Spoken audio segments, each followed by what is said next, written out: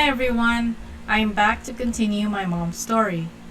Since we touched on her origins, I feel it is important for everyone to know about my grandparents. As I said before, my great grandparents on my grandmother's side had arranged a marriage between my grandmother and grandfather.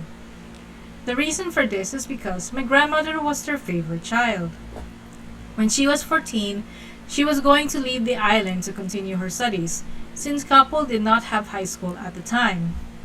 When my grandma was about to board the sailboat to go to the city, my great grandmother started crying.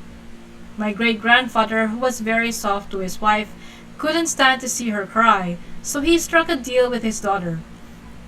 If she stayed on the island, they would take care of all her needs for the rest of her life.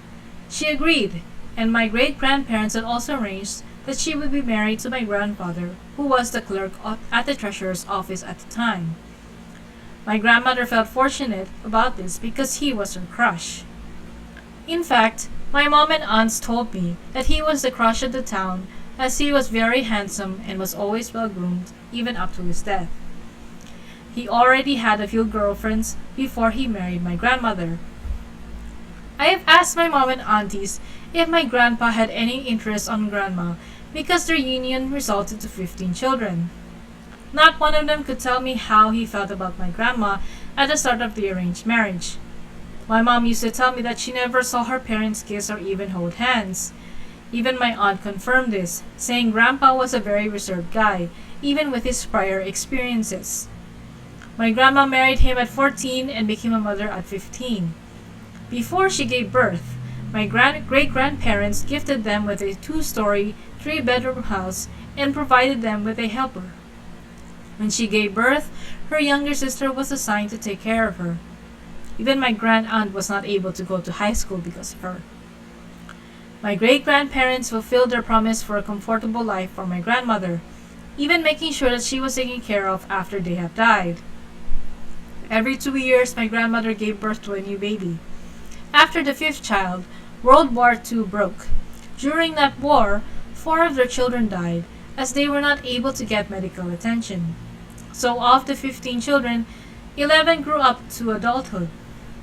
According to my aunt, my grandma was very fertile, and her parents were very happy at the number of grandchildren they had.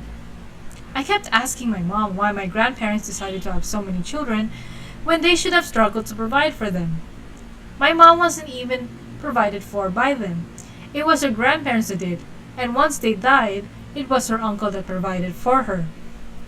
But she initially didn't know the reason, and was also very perplexed why they decided to have so many children. But my aunt told me the reason. It was because back then, it is believed that numerous children were considered assets for their parents. This was fueled by the fact that every child they had were smart, some even considered to be the smartest in their generation. It meant that there would be a lot of children who would provide for them once they grew old and could no longer work. Also, my grandmother was the only person giving grandchildren to her parents until their youngest child was able to give birth to one, and by then, the 14th child was born. My first great uncle and aunt were not gifted with children, so my great-grandparents just adored my grandma's children. In fact, 2 of my grandmother's children were adopted by great-uncle since he had no children, and he also sent the 2 eldest children to college. He was a very successful judge, so he could provide for them easily. Due to this, he was given the responsibility by my great-grandfather to take care of my grandmother no matter what, 3 days before my great-grandfather died. Great-uncle religiously followed this instruction until he passed away. My mom witnessed all of this because she was the runner of her family and the favorite of her grandpa and great-uncle. My grandma passed away when he was 92, and my grandma passed away 10 months later. My mom said that it was on his last days that she realized how much my grandpa loved my grandma. My mom recalled at that point that she witnessed only one time that they quarreled. It was always grandpa who cooked during my mom's childhood days. Moreover, during those days, he looked for grandma, asking where she was. Also, the fact that he stayed loyal to her despite being the crush of the town for so many years speaks volumes. So that was my grandparents' love story, as well as why they had an arranged marriage. I'm honestly amazed that they were able to arrange a marriage between them, because I heard that the two families were like warring families at the time. I suppose that's how determined my great grandparents were to make sure my grandma stayed in Kabul. In a way, I consider it a waste because I heard from my mom that she was very smart.